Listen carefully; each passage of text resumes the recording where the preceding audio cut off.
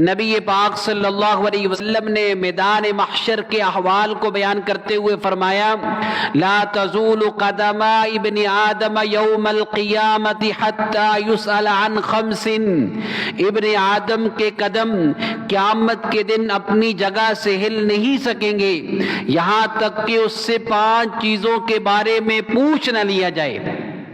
یہ میدان محشر کے سوالات ہیں جو ہم میں سے ہر ایک نے جن کے جواب دینے ہیں۔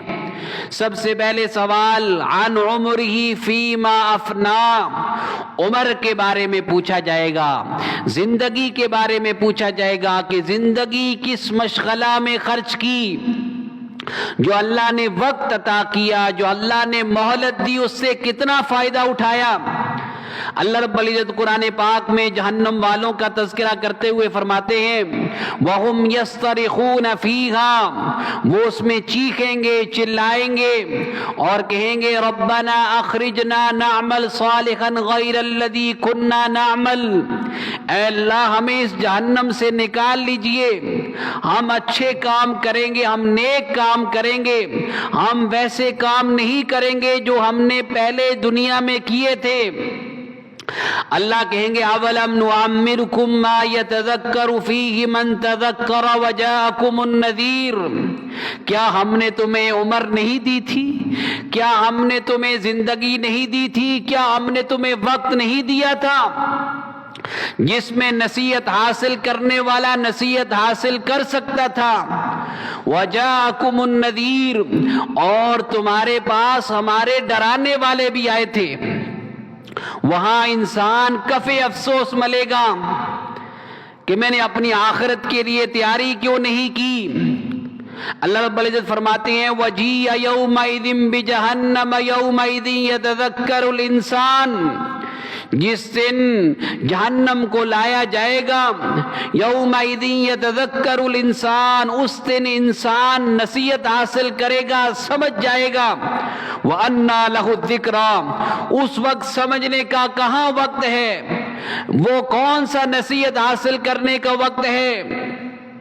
یقول یا لیتنی قدمت لحیاتی، وہ کہے گا اے کاش میں نے اپنی زندگی کے لیے کچھ بھیجا ہوتا۔ اس وجہ سے فرمایا کہ ہم نے جو زندگی دی ہم پوچھیں گے کہاں تم نے خرچ کی۔ اور دوسرا سوال وعن شبابہ فیما ابلاغ، اپنی جوانی کو کہاں بوسیدہ کیا، جوانی کی صلاحیتیں کہاں لگائیں۔ اللہ کو بڑھاپے کے بنسبت جوانی کی عبادت اللہ کے ہاں زیادہ قبول ہے اور زیادہ پسندیدہ ہے۔ اللہ کے حبیب صلی اللہ علیہ وسلم نے میدان محشر میں جن لوگوں کو اللہ کے عرش کا سایہ نصیب ہوگا ان کا تذکرہ کرتے ہوئے آپ نے فرمایا کہ وَرَجُلٌ شَابٌ نَشَأَ فِي عِبَادَةِ اللَّهِ، وہ جوان جس کی جوانی اللہ کی عبادت میں گزری وہ بھی کل قیامت کے دن اللہ کے عرش کے سائے میں ہوگا۔ اور آپ صلی اللہ علیہ وسلم نے فرمایا اغتنم خمسا قبل خمس، 5 چیزوں کو 5 سے پہلے غنیمت جانو۔ اور آپ نے پہلے ذکر فرمایا شبابک قبل حرمک، اپنی جوانی کو بڑھاپے سے پہلے غنیمت جانو۔ وصحتک قبل سقمک، اپنی صحت کو بیماری سے پہلے غنیمت جانو۔ وغناک قبل فقرک، اپنی مالداری کو فقر سے پہلے ناداری سے پہلے غنیمت جانو۔ وفراغک قبل شغلک، اپنی مصروفیت سے پہلے فراغت کو غنیمت جانو۔ وحیاتک قبل موتک، اپنی زندگی کو موت سے پہلے غنیمت جانو۔ گویا اس حدیث مبارکہ میں یہ پیغام دیا گیا اگر جوان ہے جوانی کو غنیمت سمجھے، صحت مند ہے صحت کو غنیمت سمجھے، مالدار ہے مالداری کو غنیمت سمجھے، اور جو زندگی کے جس حصے میں ہے اپنی زندگی کے اس حصے کو غنیمت سمجھ کر کے موت سے پہلے آخرت کی تیاری کرے۔ آپ صلی اللہ علیہ وسلم نے فرمایا نعمتان مغبون فیہما کثیر من الناس، 2 نعمتیں ایسی ہیں بہت سارے لوگ ان کے معاملے میں خسارے میں ہیں، گھاٹے میں ہیں۔ الصحت والفراغ، ایک ہے صحت اور دوسری ہے فراغت۔ آج میرے دوستو ہم کس طرح اپنے اوقات کو ضائع کرتے ہیں، ساری رات نوجوان موبائل پہ لگے رہتے ہیں، اپنی آخرت کو بھی تباہ کرتے ہیں، اپنی دنیا کا بھی نقصان کرتے ہیں، اپنے اخلاق کو بھی برباد کرتے ہیں۔ اس وجہ سے میرے دوستو فرمایا قیامت کے دن ایک اس کی زندگی کے بارے میں، دوسرا جوانی کے بارے میں، اور تیسرا سوال وَعَن مَالِهِ مِنْ أَيْنَ اكْتَسَبَهُ، مال کہاں سے کمایا۔ مسلمان اس کا پابند ہے، ایمان والا پابند ہے کہ اپنے ذرائع پہ غور کرے کہ یہ آمدن کے جو ذرائع ہیں وہ جائز بھی ہیں یا نہیں، میرے لیے حلال بھی ہیں یا نہیں، اور جب حلال حاصل کر لیا وفیما انفقا، اگلا سوال یہ ہوگا کہ اس کو خرچ کہاں کیا۔ خرچ کرنے میں بھی ہم پابند ہیں کہ جائز اور حلال جگہوں پر اس کو خرچ کرنا ہے، ناجائز اور حرام سے بچنا ہے، اور مال کو صحیح جگہوں پر خرچ کرتے ہوئے اس کا حق ادا کرنا ہے۔ حق کیا ہے؟ اللہ رب العزت فرماتے ہیں وَفِي أَمْوَالِهِمْ حَقٌّ مَعْلُومٌ، تمہارے مالوں میں کچھ لوگوں کا حق مقرر ہے۔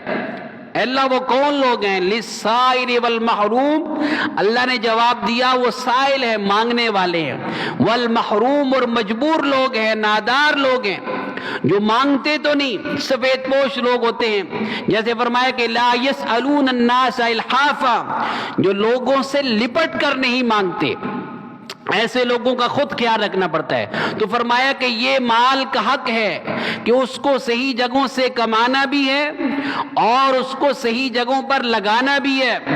اور پانچواں سوال وَمَاذَا عَمِلَ فِي مَا عَلِمَ، جو علم حاصل کیا اس پر عمل کتنا کیا۔ لوگ آج علم حاصل کرتے ہیں اور مختلف ان کی نیتیں ہوتی ہیں۔ علم حاصل کریں اس نیت سے کہ اس پر میں نے عمل کرنا ہے، علم حاصل کریں اس وجہ سے کہ اس کے ذریعے سے اللہ کی رضا حاصل ہو جائے۔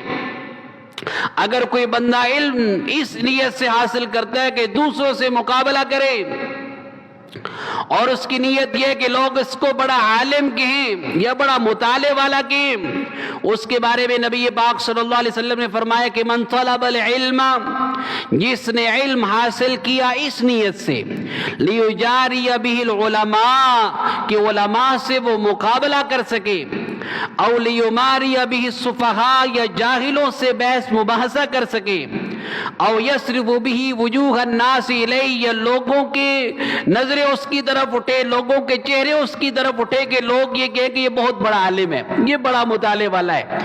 اس نیت سے جس نے علم حاصل کیا، اللہ کے حبیب صلی اللہ علیہ وسلم فرماتے ہیں ادخلہ اللہ النار، اللہ اس کو جہنم میں داخل فرمائیں گے۔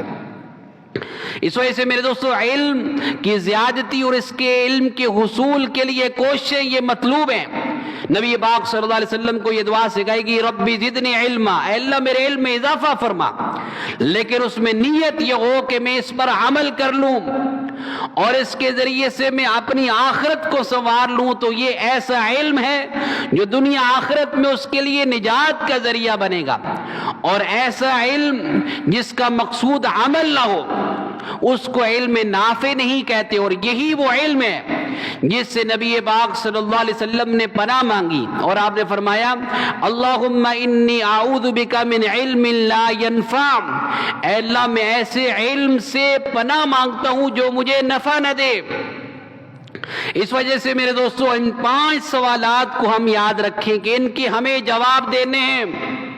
ایک تو عمر کا جواب دینا ہے، دوسرا اپنی جوانی کا حساب دینا ہے، جوانی کا جواب دینا ہے کہاں خرچ کی، اور تیسرا یہ کہ مال کہاں سے کمایا، اور پھر یہ کہ اس کو کہاں خرچ کیا، اور آخری سوال کہ جو اللہ نے تمہیں علم دیا تھا اس پر عمل کتنا کیا۔